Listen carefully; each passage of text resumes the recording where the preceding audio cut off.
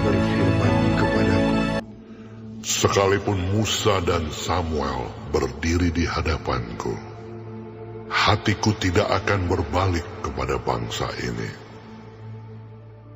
Usirlah mereka dari hadapanku, biarlah mereka pergi. Dan apabila mereka bertanya kepadamu, kemanakah kami harus pergi? Maka jawablah mereka, beginilah firman Tuhan, yang ke maut, ke mautlah, yang ke pedang, ke pedanglah, yang ke kelaparan, ke kelaparanlah, dan yang ketawanan, ketawananlah. Aku akan mendatangkan atas mereka 4 hukuman. Demikianlah firman Tuhan. Pedang untuk membunuh, anjing-anjing untuk menyeret-nyeret, burung-burung di udara, dan binatang-binatang di bumi untuk memakan dan menghabiskan. Dengan demikian aku akan membuat mereka menjadi kengerian bagi segala kerajaan di bumi. Oleh karena segala apa yang dilakukan Manasye bin Hizkia, Raja Yehuda, di Yerusalem. Siapakah yang akan merasa kasihan terhadap engkau, hai Yerusalem? Dan siapakah yang akan turut berduka cita dengan engkau? Siapakah yang akan singgah untuk menanyakan perihal kesehatanmu? Engkau sendiri telah menolak aku, demikianlah firman Tuhan. Telah pergi meninggalkan aku, maka aku mengacungkan tanganku dan membinasakan engkau. Aku sudah jemu untuk merasa sesal. Aku menampi mereka dengan tampi di kota-kota negeri. Aku membuat umatku kehilangan anak dan membinasakan mereka, karena mereka tidak berbalik dari tingkah langkah mereka. Janda-janda di antara mereka kubuat lebih besar jumlahnya daripada pasir laut. Aku mendatangkan ke atas ibu dan teruna suatu pembinasa pada tengah hari. Dengan tiba-tiba aku menurunkan ke atas mereka kegelisahan dan kekejutan. Maka meranalah perempuan yang sudah 7 kali melahirkan. Nafasnya mengap-mengap. Baginya matahari sudah terbenam selagi hari siang. Ia menjadi malu dan tersipu-sipu. Sisa mereka akan kuserahkan kepada pedang di depan musuh-musuh mereka. Demikianlah firman Tuhan. Celakalah aku, ya ibuku, bahwa engkau melahirkan aku, seorang yang menjadi buah perbantahan dan buah percederaan bagi seluruh negeri.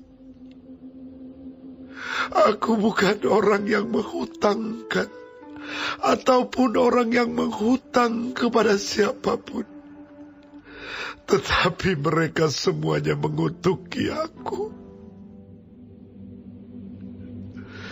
Sungguh ya Tuhan, aku telah melayani Engkau dengan sebaik-baiknya dan telah membela musuh di depan-Mu pada masa kecelakaannya dan kesesakannya. Dapatkah orang mematahkan besi, besi dari utara dan tembaga? Harta kekayaanmu dan barang-barang perbendaharanmu akan kuberikan dirampas sebagai ganjaran atas segala dosamu di segenap daerahmu. Aku akan membuat engkau menjadi budak musuhmu di negeri yang tidak kau kenal. Sebab dalam murkaku telah mencetus api yang akan menyala atasmu. Engkau mengetahuinya ya Tuhan. Ingatlah aku dan perhatikanlah aku. Lakukanlah pembalasan untukku terhadap orang-orang yang mengejar aku. Janganlah membiarkan aku diambil karena panjang sabarmu. Ketahuilah bagaimana aku menanggung celaan oleh karena Engkau. Apabila aku bertemu dengan perkataan-perkataanmu, maka aku menikmatinya. Firman-Mu itu menjadi kegirangan bagiku dan menjadi kesukaan hatiku. Sebab nama-Mu telah diserukan atasku. Ya Tuhan, Allah semesta alam. Tidak pernah aku duduk beria-ria dalam pertemuan orang-orang yang bersenda gurau. Karena tekanan tangan-Mu, aku duduk sendirian. Sebab Engkau telah memenuhi aku dengan geram. Mengapakah penderitaanku tidak berkesudahan?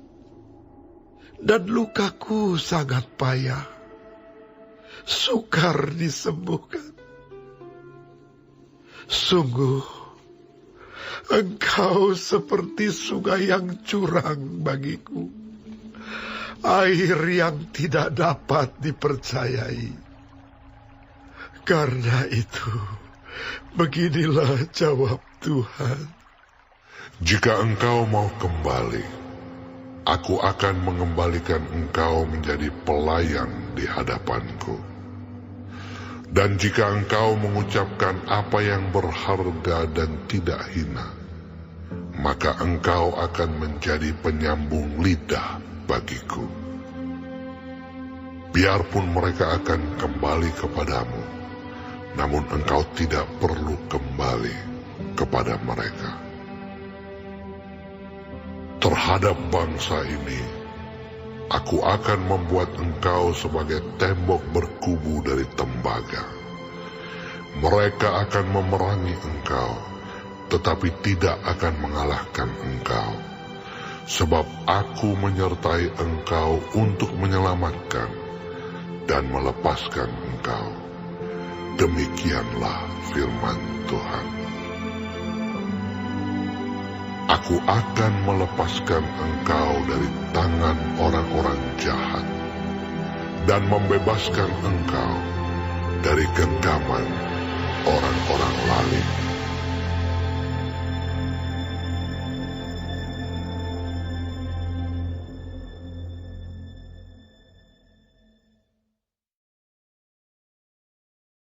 Shalom semua jemaat Tuhan, kembali kita di dalam pendalaman Alkitab Clear Sight.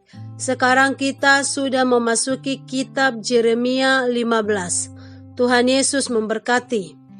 Amarah Tuhan terhadap bangsa Yehuda begitu dahsyat, tinggal tunggu waktu saja. Itu disebabkan oleh Raja Manasye yang mempromosikan penyembahan berhala di kerajaannya. Bahkan ia membakar anak-anaknya sebagai persembahan bagi berhala-berhalanya. Padahal ayahnya, Raja Hizkia adalah pemimpin yang setia kepada Tuhan. Masa pelayanan Nabi Yeremia sendiri sebenarnya terpisah dua periode pada masa pemerintahan Manasye.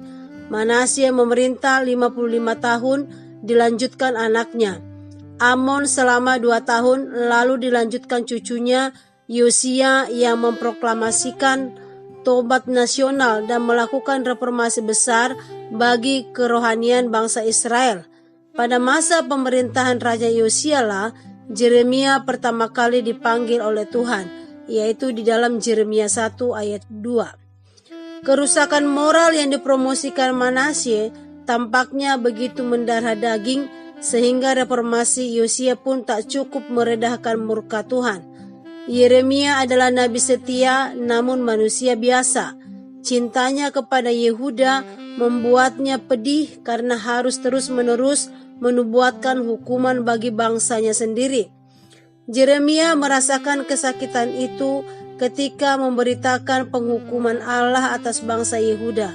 Ia dikucilkan bahkan dikutuki banyak orang dalam ayat 10. Dia duduk seorang diri dan menanggung kesakitan yang tiada berkesudahan di dalam ayat 15, 17, 18.